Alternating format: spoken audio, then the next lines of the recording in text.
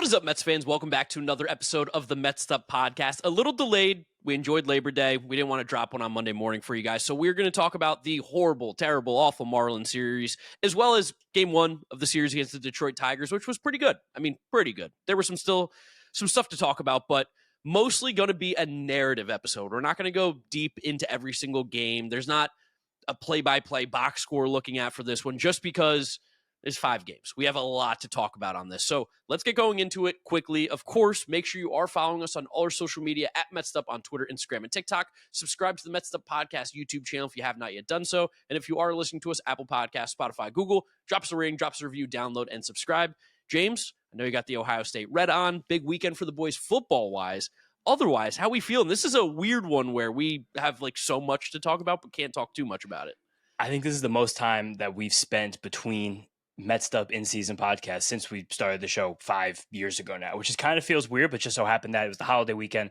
I had a wedding on Saturday and Sunday night. It's just, we couldn't really talk Saturday. Yeah, there was no real moment for us to do it. So again, we got a lot to talk about now. And I think that's just a good time to check back in with this Mets team because the month ended, a month that you saw 35 different people on Mets Twitter tweet. It was the best offensive month in team history, and the team still went 11-17, which is kind of a little bit disingenuous because we know we lost 7 games to begin the month, so hard to even drag ourselves back up even as hot as we got towards the middle of it, then ended it with a big stinking, steaming shit against the Miami Marlins. But it's kind of a reminder that as much baseball as we've played this year and as many different turns this team took, they've now become the team that we expected them to be in March and April, which is pray for any kind of semblance of decent pitching you could possibly have, and then just hit your way to as many wins as you can. It's pretty crazy how the guys that are pitching well right now, too, are guys that you didn't probably expect to even get legitimate innings in a postseason race late in the season for the Mets, being Jonah Tong and Nolan McLean, because the other guys that have stepped out on the mound recently, especially this last turn of the rotation,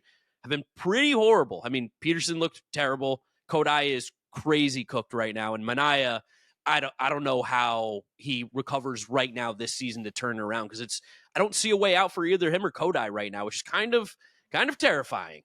Especially when you listen to the way these guys are talking about their struggles. I think that makes it a little bit more worrisome. Kodai had a comment after the game where he said that he's fighting against his body. He's working against his body. He can't find himself in the mechanics, which he's always kind of a little of I don't know, what's the word looking for Kodai? He's just a little different in the way he talks about baseball, the way he acts on the mound stuff. Eccentric the right word? I don't know. It's eccentric is close. I don't know if he's fully eccentric, but he seems to be, whether it be a detriment to himself or sometimes it probably helps him, much more in tune to his physical processes than some other guys. He talks about them in a real open way. Where Manaea seems lost, where he's I feel like I'm doing everything right and I'm not getting the results I'm looking for. And in this game, it was the double-edged sword for Manaea's struggles, where he wasn't able to locate his fastball high and he was hanging breaking balls. It's just he couldn't really execute anything. And in a lot of these instances, not exactly on Sunday for Kodai, but this Mets offense is bludgeoning people right now. With even average pitching, we could be winning almost every single game we play. So it's just about we almost are. It's about finding any possible way to get that average pitching is really, really important. Well, it also hurts too that the bullpen is pitching horribly as well too. Everybody not named Edwin Diaz has basically been off, especially Ryan Helsley, Ryan Stanek. Soto, I guess, has looked pretty good. I mean, Diaz on Saturday also, I'm not going to chastise Diaz in any way, but those 2 runs that he let in the 9th inning also did not help the cause in any way, shape, or form. Yes. It's just bad all around. Yeah, it's bad all around on the pitching side, but as it is bad on the pitching side, the hitting side is clicking on all cylinders right now. It feels like everybody is starting to hit. Luis Torrens is getting big hits. Juan Soto is doing exactly what everybody, I think, was expecting from the $700 million man. He's on absolute fire. He's so good. I can't believe that there are still people in the baseball world, Mets community, that aren't Juan Soto believers yet, which is crazy. I don't think that's true. I really don't think there really actually is anyone. No, I don't think so. I think you live in these weird nooks and crannies of the baseball Twitter. I think you're in the opposite. I think you're too in the not baseball nooks and crannies. I think you're too fantasy baseball-y, where you have a lot of smart people that you're following and seeing. Yeah, that's not the majority of people that exist on social media. And that's not the majority of just fans in general. But I also think as we've gotten to this point in the season with the counting stats that Juan Soto has accumulated, I think it's hard to even make up any semblance of a teeny tiny bit of an argument when you're seeing a guy that's going to hit. He has 36 home runs and 26 stolen bases with a 915 OPS now. Like, you can't even spend it anyway. I'm not trying to say that these people are smart. I'm trying to say that they're idiots if they have this take. Because you know what's going to happen. Juan Soto hits a ground ball to second base and he doesn't run it out. And you are going to hear him called lazy and doesn't hustle and not worth $700 million immediately. That is still a majority of the fan base, I think. Majority, see, that majority is wrong. Still definitely not majority. Where you're going to the games and Juan Soto gets out, everyone is screaming. Most people around you are screaming, this is what we paid you for. If he doesn't step up in every single moment, people go ballistic. I think you're forgetting a little bit. I think maybe that, again, this weekend has majorly turned the tides because of how well he's hitting right now, and the fact that he's still pacing to be one of the best players in baseball once again. There's an argument he's the second most valuable player in the National League right now, which I think is actually somewhat true. If you took him off this Mets team, like a few games over under 500, give or take a little bit, they're probably a little better than the Marlins, which is kind of crazy to say. But like, you take Soto off this team, you could be looking at an Atlanta Braves season 100%. It's funny that we also haven't even spoken since the Jonah Tong actual debut. It feels like it's been a very, very, very long time. There's so many little tiny things happen this weekend and big things too. But like, give us a place to go right now to have like an in-depth conversation about one of these things. Jonah Tong. Do Jonah Tong? All right, I want to talk about Jonah Tong because it was the most anticipated start that the Mets have had since Nolan McLean, but also just one of the more anticipated starts in Major League Baseball this season for a pitching prospect. He came up with all the hype. We know that he dominated AAA. The strikeout numbers are gaudy. The stuff looks insane. And it was a Friday night game. The place was buzzing. The tickets were selling for insane prices. My tickets, I think, were like $33 face value. They sold for well over $100. People wanted to be in the ballpark to see the debut of Jonah Tong. And while I think maybe some people could have been, I'm going to say this, some people probably were a little disappointed because it wasn't like Paul Skeens type stuff. But I think for me and you, and I think the people who've been listening to this podcast and know about Jonah Tong, you were like, that was pretty sick what he did. I think both sides of it too. Like, there were so many high points and low points and so many just interesting things to look at. Like when he had that first inning that he got through in 6 pitches with a bunch of soft contact, I was like, oh, nice. Like, let's feel good right now. But it was also kind of a weird debut game to evaluate because the Mets dropped him 12 runs in 2 innings. So then from there, it's not really a normal baseball game. You know what I mean? Like, you're changing your approach a little bit as a pitcher. You have to wait a half hour in between before your second and third major league inning. That's a weird thing for momentum and to build up your mix and see just what you're going to do. And also, again, just to say all the teeny tiny knocker things, I do think that he was missing the put away pitch. And I think that's the one thing that seemed like it could be a detriment at all for Jonah Tong in the short term, where he was getting swings and misses on the fastball. It took him 2 or 3 innings to find the spots that he actually wanted to throw the change up, the breaking balls. And then he started getting swings and misses as those middle innings went. But you could feel the fact that there was a lot of fighting those Marlins hitters were doing and not a lot of being blown away. I think the curveball is going to be that pitch, especially because against righties, it is kind of an anomaly that he was getting that many swings and misses against right-handed batters with that changeup. Against lefties, it's disgusting. I don't know how a lefty hits that changeup. It moves kind of like a forkball in a way where you see it and then all of a sudden the bottom just completely drops out and it's in the dirt. Like, that pitch has crazy movement and he throws it for strikes, which is really cool. The slider, he only threw one, and I do think he got hit pretty hard in that one pitch that he threw. It was kind of lazy spinner. But that curveball, I know when we were texting about it, you were like, it seems like there might be too much of a difference. But I think that if he's locating that fastball like he was, throwing that curveball in a little bit more, just giving those batters a little bit of a different look, I think that pitch can be a real swing and miss strikeout put away, because the few that he did throw were kind of disgusting. Yeah, visually, and that's what we've said about Jonah Tong this whole time, is that, again, visually, that pitch is obscene. Yes. Like, you watch him break off that 75-mile-an-hour curveball just right down on you. It is crazy. And, like, you watch it get the vertical drop that it gets, and it's way more than the average curveball in Major League Baseball. Like about 3/4 of a foot more, 7, 8 inches more. But the fact that he was somewhat unwilling to show that pitch, at least the first time and a half around the batting order, like there is definitely a disconnect in what that curveball kind of is right now. I do agree with you. That's a pitch that has, again, watching on television, seeing how hitters reacted to his pitches, that was one where I was like, damn, they really can't find that ball. But I think that's also, there's something weird going on with Tong where we love the fastball and how explosive it is. And he got 7 feet of extension in this game. And the fastball average, just check the notes again real quick. I think it was like 96. It was 95.5. A lot of them, especially his first few innings, were like, there was a few 97s and sprinkled in 98 or 2. but he was locating them kind of middle low. Yes. Because I think that was very intentional to try and help that change up tunnel and eventually the curveball later. But at the same time, if he moves that fastball up a few, just a little bit higher in the zone, a little bit high out of the zone, you probably get many more swings and misses on that fastball, but you probably tunnel those other pitches less. So I do think there's a push and pull. I also think he was very excited. Oh, he was awesome. He's a quirky dude. I like his energy. I like his personality. I did not know I didn't know he had it like that. I know we've seen some interviews from him and we've seen him talk, but he was sniffing the ball before the game. He was very expressive. He was pumped coming off the mound. That was kind of the youthful thing that we've talked about on this podcast, where it was like, the youthful energy that comes into this team. Maybe they need hey, this game is fun. This is big. We're playing big games. Let's go make some big moments. Yeah, and the juxtaposition between him and Nolan McLean too. Yes. Where Nolan McLean, these guys are both rookies, and you can see how good of friends they are. They were sitting together the entire weekend, just chopping it up. But McLean feels like he's 39 years old, and he's a grizzled veteran pitching league for a million years. And Jonah Tong looks like a 16-year-old on the mound. He's spinning around and emoting basically. He is emoting. He was standing next to Mendoza between every single inning, and the second we made the last out, he was running out. Yeah, anime running onto the mound. It's funny to see that and think about it, and also how differently they pitch. It was so apparent how different their game plans were, their repertoires are. Because Tong is fastball, and try to find one of the secondaries and break it down. Where McLean just works everything over and over again, a little bit of this, a little bit of that, a little bit of here, a little bit of there. It's cool that they've developed both of these guys so differently, so quickly at the same time, showing the range of what our pitching development can do, and also shocking, cool, and terrifying. We're in a spot where he's probably the two most trustworthy guys in rotation right now, besides David Peterson. Yeah, I think we're gonna have a real conversation about I'll be later. Game 2, Game 3. I don't know how you don't give the ball to Nolan McLean and Jonah Tong as of right now, and that's with 4 starts collectively underneath their belt, which is kind of insane to say. That's more of a detriment to what the starting pitching's been doing. Also a plus to them for sure, and they'll definitely be.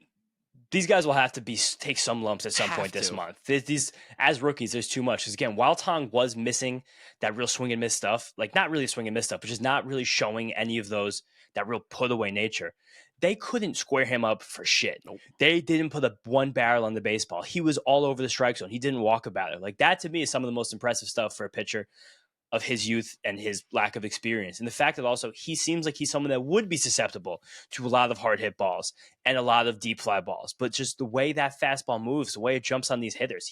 I saw a 26 IVB on a Jonah Tong fastball. Yeah, that's insane. I've never seen that. Again, he's getting that because he has the absolute highest arm angle of any pitcher in Major League Baseball starting to pitch this year, which is kind of shocking to say. So that helps you because you're starting higher. So you're going to get more IVB, but it's just you can't even, and you can hear the guys talk about this. The few guys on the team who've taken BP against him, McLean talked about it because he's actually taking swings against him, which gives also a really cool wrinkle of perspective he can give.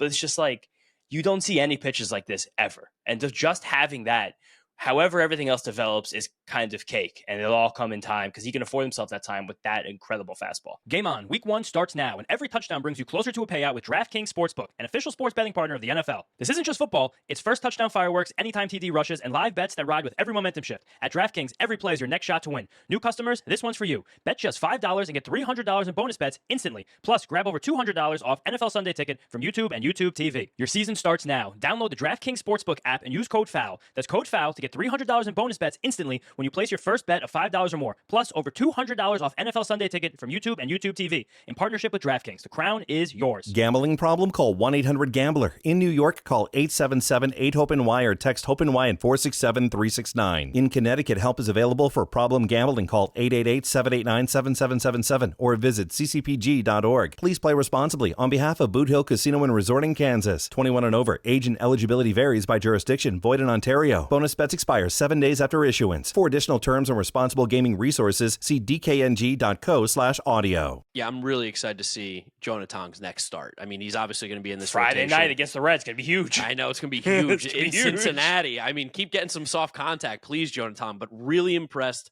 It was really cool, too, that the offense went absolutely ballistic with him on the mound, scoring all those runs. I know you mentioned earlier how it was so bizarre that he had to wait as long as he did. I think it was an hour for the first 2 innings to happen because the Mets put up 5 in back-to-back innings. 5 and 7. Yeah, 5 and 7. So it was great to see that the offense was swinging. I'm sure it also really helps him out, too. Did you also catch on the broadcast how nervous his mom was? Because there was a moment where he might not be able to get through 5. And then he got that final out. She was hysterically crying. It's always cool to see those kind of moments as well, where like it is just a young kid, 22 years old, like living his dream.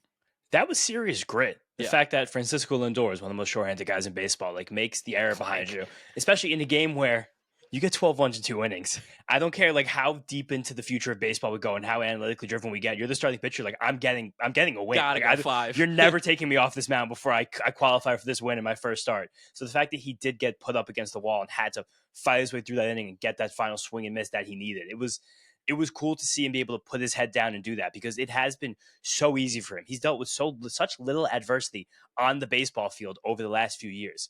Being able to get over that hump. David Stearns mentioned that about him specifically in the media availability he had late last week too, which was like, I know he has this in him. This is one thing that's really impressed me about him. And the positivity probably helps that, just the way he acts. Like he did that adorable interview with Major League Baseball. We talked about how good he is at making grilled cheeses and how he's like the nicest guy on earth and he has no aura, but once he gets between the lines, like he's kind of a competitive maniac. I was also shocked by, this is going to sound really stupid, how Canadian he was. So Canadian. Like he talks very Canadian. Did you see where he was committed to play college baseball? No. North Dakota State. That's really cool. That's crazy. So like he's about, I know North Dakota's in America, I'm not an idiot, but like that's about as Canadian as American could ever get. Minnesota. Is the Minnesota accent, yeah? Yeah, Minnesota, yeah. Fire, burn, whatever they say. They say crazy Fire stuff, goal. but like I also thought it was really cool too with him. The fact that he was so loose. I felt like there was never a moment where the pressure felt like it was mounting on him, and again, the runs are going to help in that. The fact that he was able to go out there, give us those 5 innings, first time in Mets history that they've had 2 rookie pitchers make their MLB debuts and get wins in their debut starts, which I thought was kind of a crazy stat. How has that never happened before? That is really cool. And when you say he was loose, I know you meant like mentally, but he also physically seems very loose. Seems like he stretches a lot. Like he's spinning around. Like I like using my roommate as a barometer for a lot of this cool stuff because he doesn't think or care about baseball in any way. And I'm like, look at this guy. What do you think? He's like, that guy's awesome. It's he like looks fun. You could just kind of feel it. Like that good energy emanates off him. And it's so funny to juxtapose again him with McLean back to back. It's like these guys could not. McLean called him. He's like, he's a good kid. It's like you're also a rookie, but like he just looks like a grizzled vet. It's really, really funny. He's the best. You know, it's always super funny. I love just saying this, and I think I've texted you this before. It's like Juan Soto's only like 4 years older than Jonah Tong. Yeah, like 2 years older, a year and a half older than Nolan McLean. Which is crazy to say out loud. A year older than Mark Vientos is crazy. But again, like watching the lineup also just tear through Yuri Perez in that game, like feel like feeding off that energy from the ballpark of like a pure sellout, completely ridiculous crowd and getting him that lead.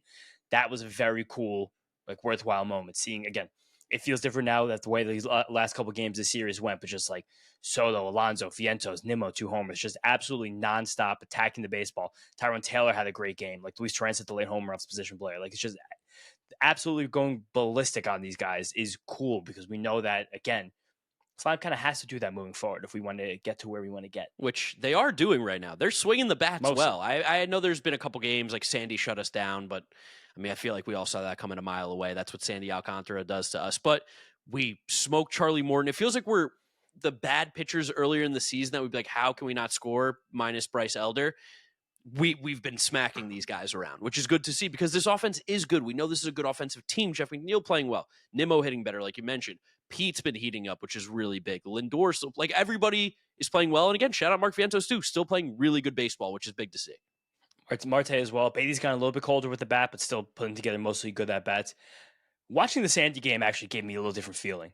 That gave me the kind of wish that guy was on my team. Yeah, of course. But we'll never know the offers that came in for him, the deadline. We'll never know how hard us or any other team pushed until maybe the classic Jim Bowden article that we get this offseason about everyone missed like the guy who's like going to be one of the best pitchers in the league again. But the Marlins have to be pissed about how quickly the quick happened directly after the trade deadline. You got to be kidding me. Like maybe it was also weighing on him mentally. Maybe he didn't want to get traded. Maybe that anxiety was affecting him on the mound while he physically, again, was back to his normal velocity, but still couldn't get that command and mechanics right. But watching that start Sunday, I couldn't get the thought out of my head. It's like, this is literally the one exact thing we need. What do you think about the benches clearing? I thought that, and Vientos kind of admitted he was just trying to spark something somehow, trying to make everything happen because for all intents and purposes, Mark Vientos was just kind of being a dick. Yeah, like he didn't, which is cool. He barely got hit, but I like it. I liked it a lot, especially seeing Nimmo and Pete like almost like foaming at the mouth. Nimmo, especially. Yeah, that was the craziest shit I've ever. ever expected to see on the field. Like Nimmo and Pete being like Nimmo was the first guy out. He was ready to go. In the middle. Yeah, in the middle of it. And Pete having to be held back. Didn't expect to see that. Love to see it, though. And maybe it played out a little bit into Monday because they did kind of just punch the Tigers in the mouth offensively. Yeah, they did come out Monday relatively with their heads on fire, which was a cool adjustment. There's also something definitely happening with Nimmo where he's the leadership that Nimmo's showing. While, again, it's not the rah-rah kind of guy. Like, he's become, to use parlance of our times, like he's become kind of Unc on this team. He is, yeah. Like, he shouted out Beatty after the rally against Johan Duran last week. And, like, this is probably another one of his guys, Vientos, like, getting into it with, truthfully, someone especially respected by the players, like a stalwart in the game, it's Sandy Alcantara. And he was out there, first guy right in the middle of it. Again, fully well knowing that Mark Vientos was basically in the wrong about this. And Sandy basically told him in a much kinder way, like, you're lucky I'm putting you on first base right now. You see what's going on in this game? Do that. And Vientos basically said after the game, again, like, I wanted to try and spark these guys, see if I can get a rally going any way I can. It was funny, but we've kind of said all year the team probably needs something like that. And maybe that happened because the way the games went on Saturday and Sunday after all the energy from Friday was so incredibly disappointing. Well, yeah, of course. I mean, Peterson getting shelled early on. And rocked. He got like weirdly unlucky because if his glove was an inch higher, he gets that ball, probably turns two. Like there's all these little micro things that could have changed, but obviously it didn't. So we can't really dwell on that. He didn't pitch well, like giving up that many runs to the Marlins early in the game. The way Kodai was horrible on Sunday, like pretty unacceptable performances by two guys who were supposed to be frontline, top of the rotation guys. Peterson also, again, while that play specifically was a bit unlucky, he got smoked. Well, they hit the ball hard otherwise, yes. The whole time they hit the ball hard. Like, it was nonstop hitting the ball hard. Like, there was not a lot of execution for Peterson with the fastballs. Like, usually we talk about how great he can command the sinker and the fastball, and they were kind of a lot in the heart of the plate. A lot of the fastballs were kind of missing in uncompetitive spots. Like, the curveballs weren't getting swings and misses. Same with the slider. They weren't really close enough. It seemed like he did. I mean, also, I think it's fine. Like, you flush these appearances down the toilet. Sometimes you come out and you have nothing. This 2 times in 4 starts, though, so now makes me like a tiny bit more worried about David Peterson. I really want him to get it together next. Now we're looking at the full season stat line for David Peterson with the 3.6 ERA, which is it feels much more in line of what the true expectations really were. So I think that's all good and well, but he has to even more. This might be a crazy take, more than the effectiveness being a stop or shutdown guy. Based on where we are as a team right now, he just needs to be able to eat the innings. Chad innings eater. Like if he can be a 6-inning 4-run guy, like that's also not that bad of a thing or big of a deal, given the way this team is. Start? No, it's not 6 and 3's quality. Okay.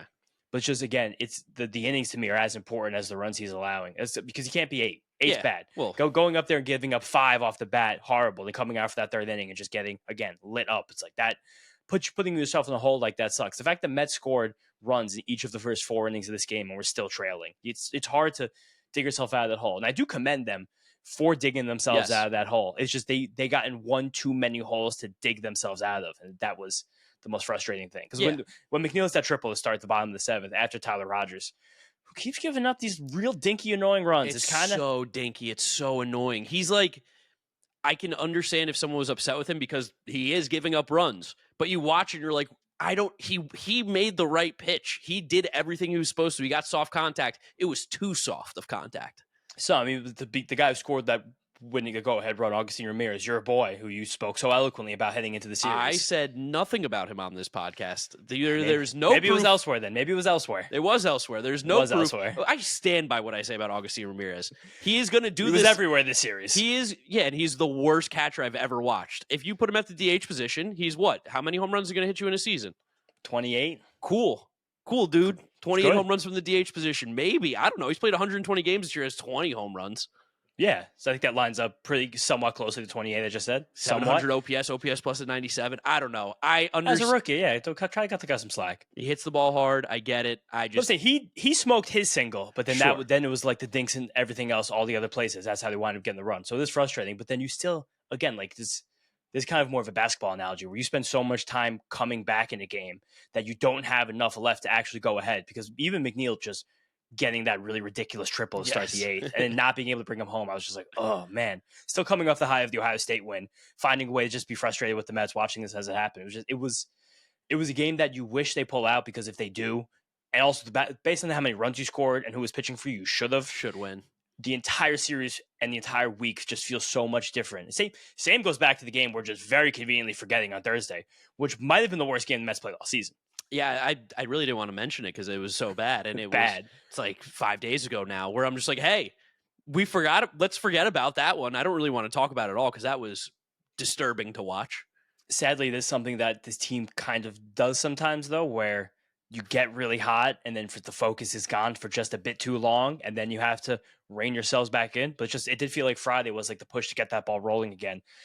And then the Saturday, Sunday, back-to-back, just bang, bang. That was the pain. Like you said, like I can allow Sunday offensively. Sunday's fine. I can allow it because Sandy came out and he shoved. He's the man. The things that suck are, again, Peterson, Kodai, and then even just bringing it into Monday. Because, again, the offense has actually been really good. We know they've, sure, like you mentioned, everyone and their mother has been tweeting that the Mets had the best offense in August. But when Soto hit the second home run on Saturday, I was like, we're winning this game. Yeah. Even when Vientos hit the home run, I was like, we're winning this game. Yeah, like it's not the offense's fault at all. Again, you ran into Sandy on Sunday, but the starting pitching just cannot keep doing this. Not possible. Especially, like, if you're going to go short but give up no runs, that's different. You can't go 3 innings and give up 6 runs, and that's what they're doing right now. Kodai is the one I think the most scared about because, like you mentioned earlier, he's so, like you mentioned, in tune with his body. Frenetic. Yeah, that's what I was looking for. When things are off, it seems like he almost can't mentally get past it, and it affects what's going on, and it becomes so mental for him on the mound where he's constantly tweaking and tinkering. It's like, dude, just go out and pitch at some point. Like, loosen up a little bit. We're throwing a curveball at you this week for our Arena Club segment as AJ has opened up a Pokemon slap pack. Is that how you say it? Pokemon slap pack. Pokemon. Don't ask me to say what that card is, but what are you doing with that card? I already sold it. Are you kidding me? Back, baby. I bought it, and then I got more money than I paid for the pack, so I sold it straight back. You bought it for $250. You sold it for $299. And you can go get yourself something that you maybe know how to pronounce. Yes, or know what it is. I just did it because I saw certain people opening Pokemon, and they were making money, and guess what? I got lucky. Made money off of it too. Exactly. But of course, if you're into sports cards, that is something that you can find a ton of on the Arena Club marketplace. Buy, sell, slab pack, trade. 20% off your first slab pack or card purchase can be had at arenaclub.com/foul and use the code FOUL. That's arenaclub.com/foul and use code FOUL. At least in this start with Kodai, we saw like major spurts of dominance again with the forkball. Like that's something that he has been able to sustain a bit more lately. So I think is cool. And also in this start, finally, he kind of started to go away again from those other pitches because when he was at his best, which I know he's not at his best right now, but it was just hard stuff and then forkball. Like that was kind of the back and forth, 4-seam cut, fork, and kind of just being able to mix those 3 pitches up, both sides of the plate, not let anyone kind of know which was coming. But now as he tries to sneak in the sweepers and the slider and the super slow curveball that he keeps trying to like mess around with. I don't know. I don't hate throwing that once in a while, but again, like the sweeper gets blasted. Yeah, it gets crushed. Like, and he does not really know where it's going either. It does not really get a swing and miss. So it does seem like he's being a bit too. And again, probably just because the nature of this repertoire, like we said, like Murphy always tells us all the time, like fast or slow, like straight or curve. Like right now, it's 3 fast. If he's 3 straights, knowing there's 3 straights, it's kind of easy to pick and choose there. It does seem like these hitters seem painfully aware of when that fastball's coming, and they're really excited to go out and get it. He's a little predictable, and the stuff just isn't very good. So that's a recipe for a disaster. Good. The rest of the stuff's not good. Correct, and that's the forkball needs those other pitches as well to be good because then when those pitches are clicking, it's hard to get any hits, any runs off of Kodai Senga. It hasn't done that for months. And we've seen also just like around the league, a guy like Kevin Gausman, who I think always comped really similarly to Kodai because it was just, again, it was fastball, slip, splitter, everything else, good luck. Like, you're never going to throw anything else. You can see so much too. This kind of happens to Gallen too because he's also like a high-low, like tunneling, sequencing, fastball, curveball guy. Like 2 pitches that are on very similar planes.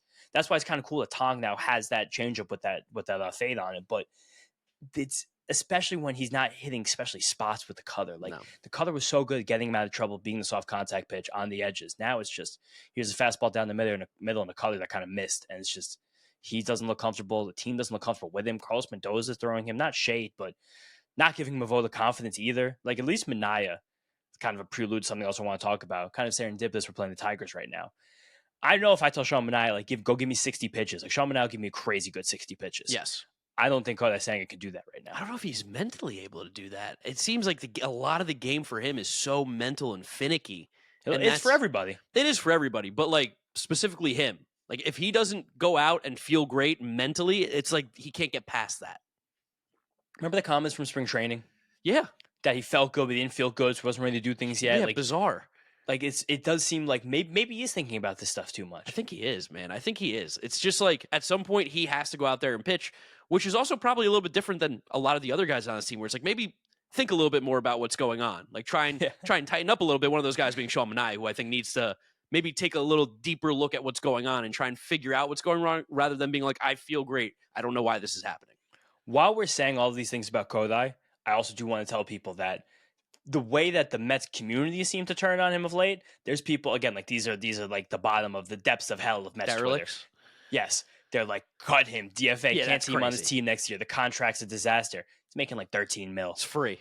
It's an incredible contract, no matter what. Even if he's a reliever, it's a good contract. As we know, people do not understand how contracts work, especially in baseball. Starting pitchers get paid $15 million if you can go out there and roll the ball to home plate. So $13 million for Kodai, who has the ability to be an all-star caliber pitcher, who has the ability to be a frontline starter. We've seen that. That's so worth the risk and so worth the money. You take that chance every single time. I think it's cool also Kodai Senga is teaching people how little ERA matters. Yes. Because he's got the worst 3.0 ERA I've ever seen in my life so So far this bad. season. It is also funny looking back to when he was really good at the beginning of the year, but there was a lot of, for lack of a better term, bullshit. Yeah. Where he was just kind of wriggling his way out of these jams, like throwing enough goes forks. It seems so far away right now, and it doesn't feel like there's an obvious fix at all. It's the same, sadly, goes for Manaea, where it does feel like Manaea gets the surgery, clears up those loose bodies in his elbow that we've heard about. Everything probably just elevates itself a little bit. He probably sustains the stamina better. He probably throws a little bit harder. He probably gets that right arm, the right arm movement on that breaking ball more often. In season, I don't know how that could possibly happen. Do you find it weird? He lowered his arm slot again this year, right? More so? I feel like I've heard that somewhere. Maybe you can tell I'll me see. if that's true or not before I say my take. But yeah, Manaea being as poor as he has been frustrating. Oh, he has, yeah. So why? There's a big school of thought that lowering your arm angle just takes less stress off the elbow. Okay. We know. So then that would play into the loose bodies then. So we maybe know the elbow's it's bothering him. So maybe it's not even a conscious thing. Maybe it's something that he has to do. Because Or it could be conscious because they know that it's just not that healthy. Like I think two guys this year who've done this consciously really, really successfully are Paul Skeens and Garrett Crochet. Yeah. Because I think those are two guys who are like, we are intending to be horses. Yes, To and be they are. horses, we need to take some strain off other parts of our body and like put it to other places. So I think they both kind of drastically lowered their arm slots this year. Chris Sale did the same thing. He got hurt diving for a ball as his team was 10 games out of first place, but that's neither here nor there. It is interesting that this happened because I think everyone in baseball right now is just trying to look. The next frontier is how to keep these pitchers healthier. yes. So I think if there's a way to do it, people are happily trying to do it. But now it does put you in a situation where it probably is hard to repeat these things because Sean Manaea's got drastically different arm angles every single year. Like that's a hard thing. You keep changing that groove your arm is moving in. And then you wonder why it doesn't look like last year. It's like, well, you're not the same as you were last year. You're not doing anything the same in terms of how you're throwing the baseball, besides like miles per hour, technically. Listen, I mean, the pitch movement isn't that different, though. So, again, maybe it's the fact that he has to lower his arm a little bit to exert the same amount of force to get the same pitch movement. Yeah. Because we know the velocity's down. Like, Sean Manaea right now is averaging 91 with that fastball. But the craziest thing about Manaea is happening with Kodai, too.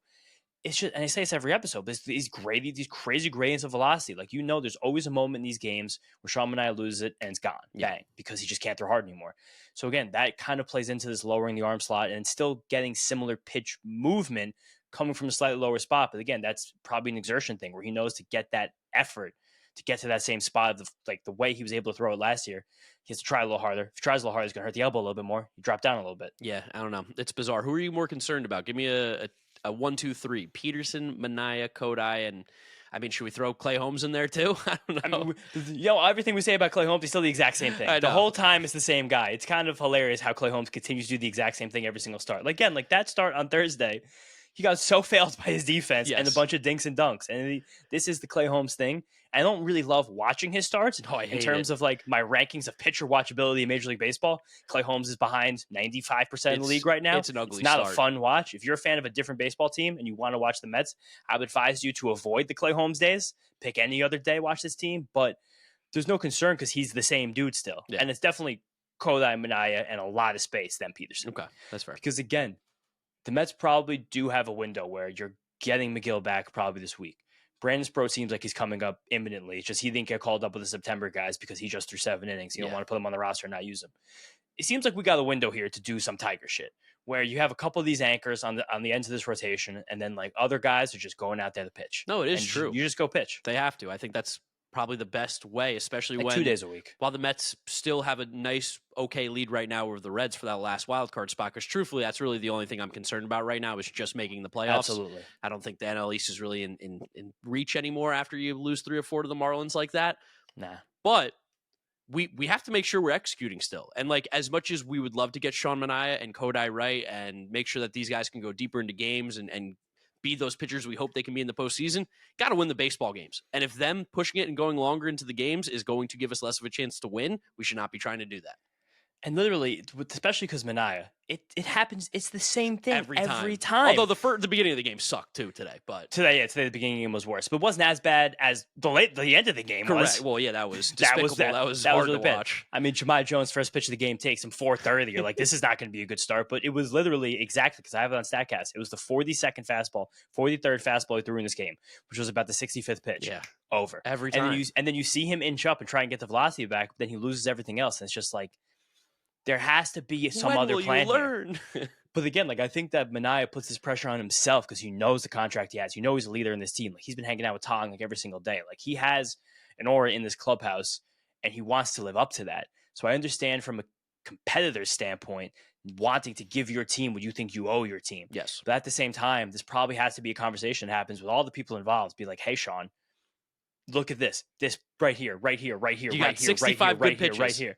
Just throw 65 good pitches, man. Like it's awesome. And Brandon Sproat's going to come in after you with a very different slot, very different form of attack, and we're going to keep getting these guys out. Like that's just what's going to happen. And again, maybe just like his debut, maybe he just piggybacks on Kodai. Maybe we just put these guys together, and we just figure it out that way.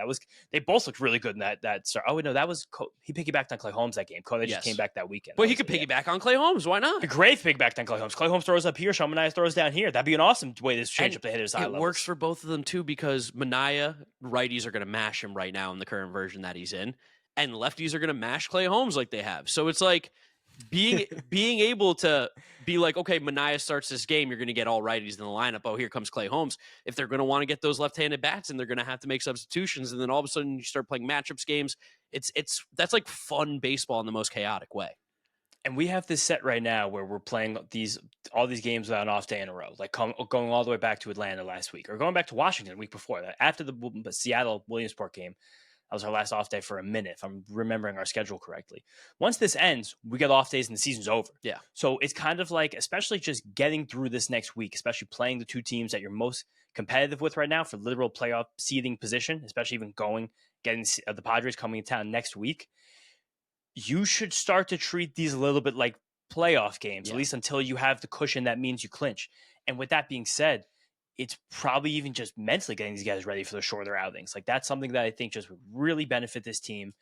And I don't know, is it weird that they haven't tried it yet? I don't think it's weird, but I think we're getting to the point now where we cannot continue to try it. I feel like hoping continue not to try it. Yeah, I feel like hoping for a change in Manaea and Kodai is wishful thinking. Yeah, but we're not seeing it. We're not seeing it right now, and I don't know if we see it this season. And that just might have to be the reality of the situation is that those guys are not the pitchers that you hope they were coming into the season, but that doesn't mean that they can't be effective. It doesn't mean that they can't make an impact for this team in a smaller role. Again, similar to exactly what we're talking about from the depths of Syracuse, Brandon Waddell comes out of the bullpen on Sunday and saves this team. If Brandon Waddell doesn't throw, it was the 4 1/3 scoreless innings after Kodai. Like we don't get to burn through our bullpen in 1 inning increments after Sean Manaea can't escape the 4th inning and actually somehow hang on to win this game against the Tigers on Monday. Like these things are stacking up when you have all these games in a row without an off day. And it was pretty remarkable what he was able to do. But again, like we, as of the middle of this week, I'm assuming we have enough starting pitchers where that doesn't have to be Brandon Waddell anymore. No. Sean Manaea could be Brandon Waddell. Yeah, why not? That's like that. To me, that kind of, it feels like it makes sense. Like maybe we're way off on this, but it just seems like that's a really beneficial way to handle what's become a strange glut of starting pitchers while not actually trusting any of them to actually get you 5 or 6 innings. I trust 2 guys. You trust 3. We still trust Peterson. I do still trust Peterson. I trust 3. McLean, Jonah Tong, David Peterson. It's crazy. It's crazy to say out loud, but those 3 are definitely in the trust circle. Those are the 3 big names right now in my circle. It's funny too. The last episode that we came out with was the after the Philly series, and we were just foaming at the mouth. I know all this happens these last couple of days. You're just like, all right, it was a good reality check because it did feel like we were back on like the crazy. This is a great team path, and now it's just to be fair, inconsistencies never stop. Most of that was because the offense is hitting, and the offense is still mashing, completely mashing. Again, like this is shout out Eric Chavez. Shout out Eric Chavez, guy always knew, always. Not wrong, just early. Yeah, not wrong, just early. Eric Chavez was always knew what he was doing. Same thing with Jeremy Barnes. Can't forget him too. Always trusted. On top of the entire organizational approach here, because the organizational approach is stupid good right now. It's amazing that we're going to get to a spot possibly by the end of the year if they stay this hot where Viados and Beatty could wind up with 750 OPSs to end this season. Really funny too. I think I heard a stat today on the broadcast that Gary was saying that the Mets have the 6th most home runs in Major League Baseball and they have the 5th most stolen bases. That's like one of the most modern, fun teams ever. Oh, you want another one? Yeah. I think 2nd or 3rd highest OPS in all of baseball runs in scoring position. Nice. For the season? For the season. It is funny, but like we've gotten so unmistakably hot that we're dragging up all of these full season stats to a point where everything looks amazing right now. And Juan Soto is a big reason why he got his first home run today as a New York Met with runners on or 3 runners on, 2 runners on. Yeah. So that was pretty good. Shout out Juan Soto. It was his first Grand Slam since I think it was 2023. Yeah, only his 2nd Grand Slam ever of his career. That's kind of funny. I guess he always hits so high in the order. It's hard to get the 8-9 hitters on that often. Except with the Padres when they hit him 4th.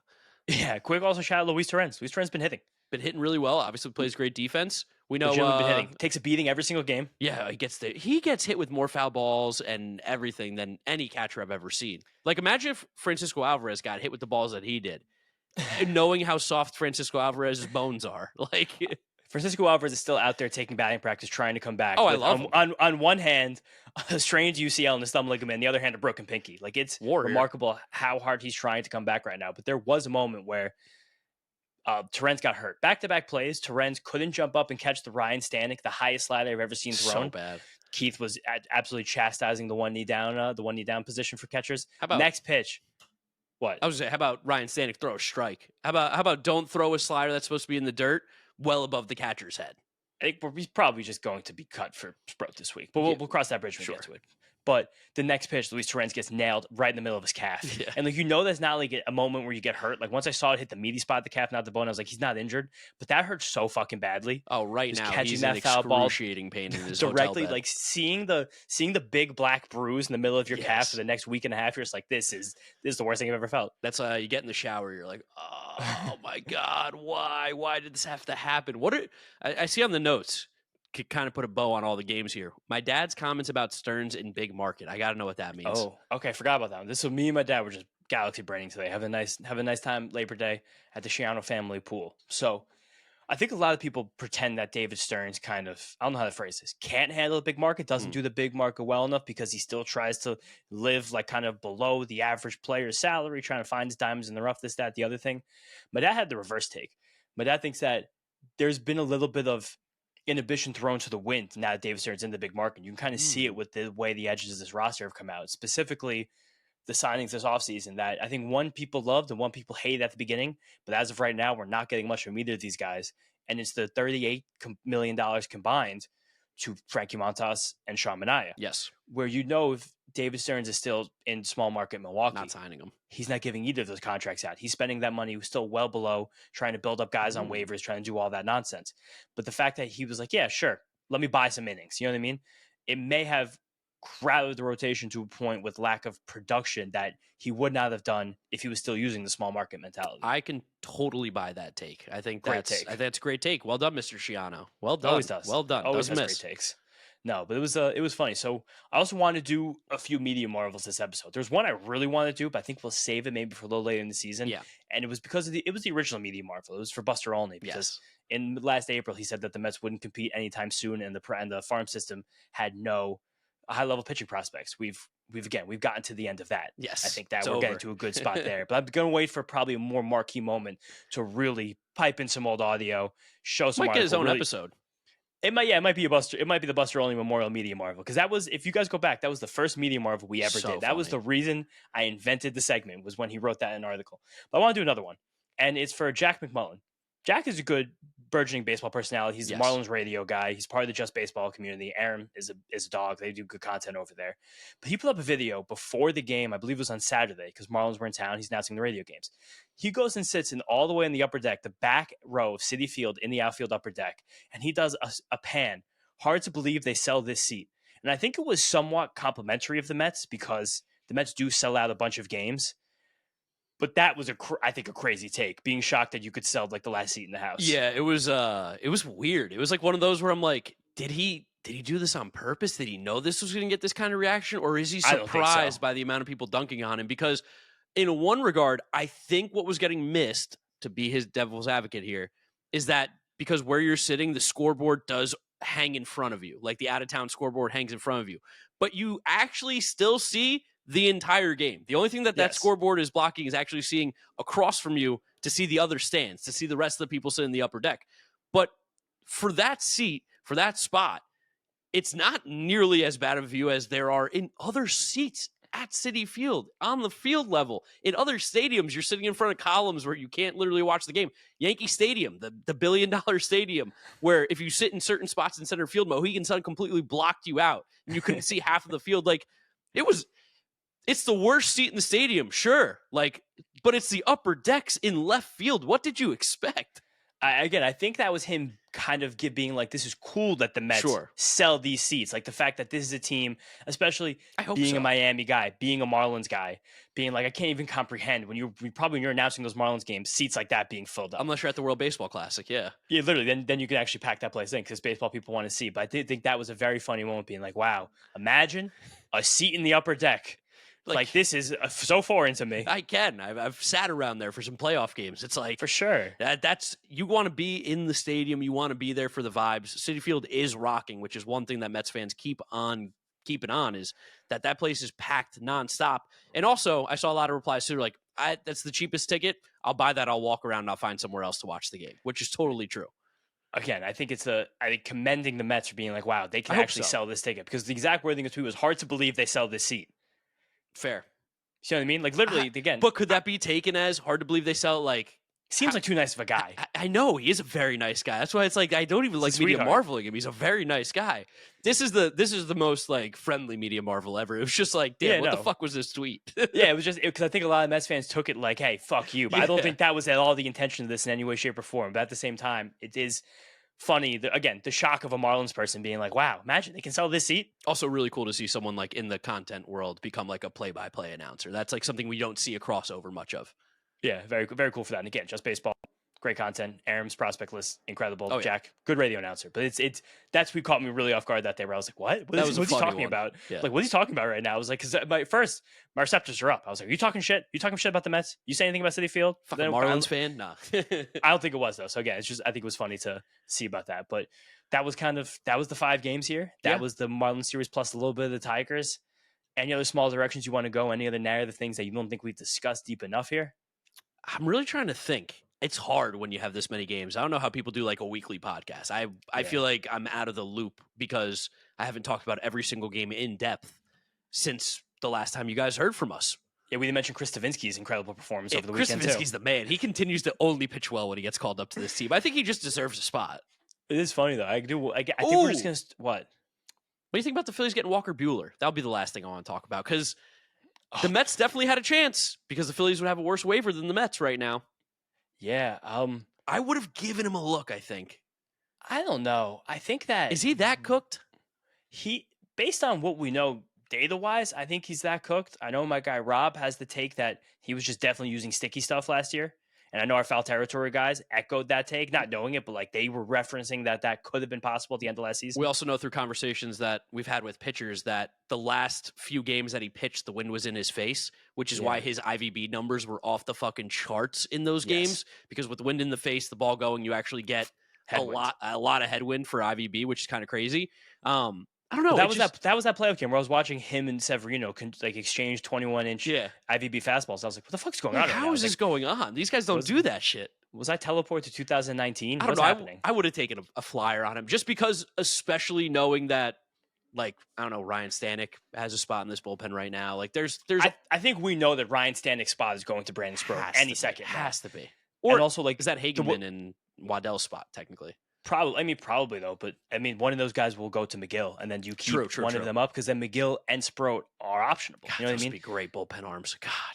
Or just great 3-inning arms. Yeah. Get us through these weeks. Like, tell Kodai Senga, hey, man, you're getting that lineup one time. Like, maybe that's how he can mentally help himself. The fact that he can just throw a little bit harder. I think if Kodai Senga was throwing a tick harder, I think this would all be fixed almost in a second. Sure, yeah. You can't throw 94. If he's throwing 96, 97, it helps. That's what I'm saying. Like, right now, he's peaking at, like, 97, like, 1 or 2 98s, and, like, a few 96s, then mostly sitting on 95 and drop that 93, 94. If his minimum could be 95 and he can go all the way up to 99, like I think that helps a lot of the issues that he's having, and maybe that happens. We should also shout out two guys who've been very good in this bullpen, Brooks Raley and Gregory Soto. Yep. Remember this whole year we had no lefties. Now we have two good that ones. We actually trust tremendously. And at the same time, Ryan Helsley, man, what the fuck? Figure it out, bro. He can't do anything right. Dude, his outing on Monday, I was watching it, and I've never seen an outing like that in my life at any level of baseball. Maybe like parts of the minor leagues or Little League. He threw 5 pitches, 4 were put in play, 3 were hits, and they were smoked. I think almost we're at the point now where the pitch tipping thing is like gotten crazy. Where like mentally I don't think he can actually pitch because all he's thinking about is not tipping his pitches. It's like the command was so bad on some of those pitches that he threw. Like the one that got him pulled, and I commend Carlos Mendoza for just yanking him, not even letting him give him the chance to go through the inning, letting that game out of hand. Like it was a slider that wasn't even on the plate to Zach McKinstry, but it was belt high. Just it was so easy for him to get his hands on that slider. Like he now was throwing the fastballs low in the zone, and again, like he got the one pitch that wasn't swung at, he got a called strike on it. Yeah, but it just seems like if they're sitting on that fastball and the fastball's coming to you thigh high, like you're just going to hit that pitch. Yeah, he seems very, very hittable, and I'm like, where's the Ryan? I missed the old Helsley. I've been trying to explain to my dad what Ryan Helsley used to look like a month ago when he was a top 10 reliever in baseball for 3-4 years, and all of a sudden he gets here and he's like, I forgot how to pitch.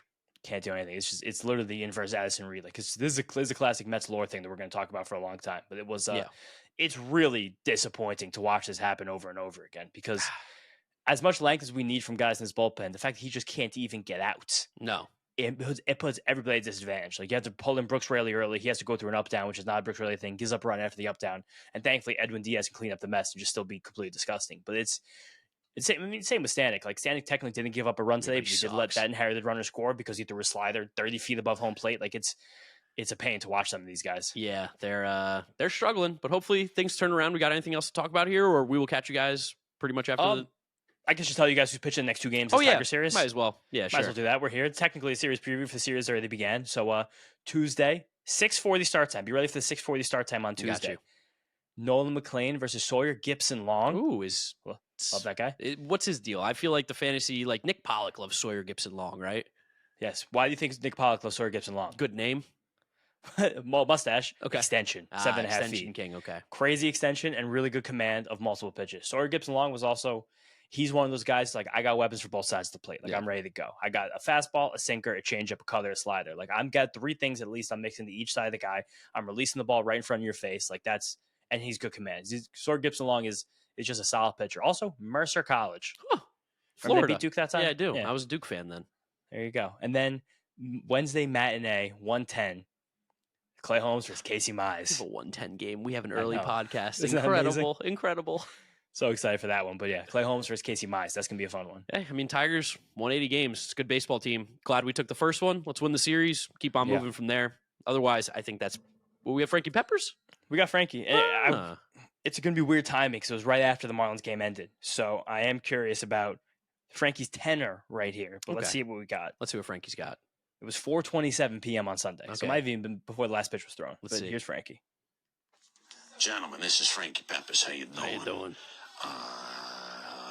thank you to Sean for a fun time at City Field on Saturday. I got to see 2 Juan Soto home runs. It was great, and everything was good, and nothing bad happened. And we definitely didn't drop 3 out of 4 games to the Miami Marlins.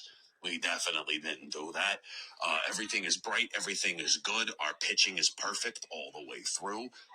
For real, though, Jonah Tong, come on, beautiful. Oh, low battery. Your mode. low battery mode gets you every time. I know. I forget. It's not for You ever Frankie. charge that phone? This team has me at a loss for words, boys. I think more people need to make some more bolognese to get this team out of the doldrums. Anyway, I hope you boys are good. Happy Labor Day. I hope you're having a good time at barbecuing and eating all your summer foods. And that's about it, boys. I don't know what's happening here. I don't know what's going on anymore. I don't know if they do either, but it's okay. We're going to make the playoffs. I know it. Trust me. Trust me. Trust the sauce. And they'll talk to you boys soon. Let's go, Mets. Trust the Trust sauce. the sauce. You guys, any bolognese this week, make sure you tweet, tag us, Mark and James, Messed Up Podcast. Definitely tag us for the bolognese. We'll retweet you. Tag us. And if you want to follow us on Instagram, TikTok, at Mets'd Up as well. You can subscribe to the Mets'd Up Podcast YouTube channel, see the video version of this. If you want to follow James, you can follow him at James Shiano. I'm Draft Nick Mark with a C. Thank you guys for listening. Thank you for watching. We'll catch you all after the Tiger series. Let's go, Mets. Let's go, Mets. Peace out, guys.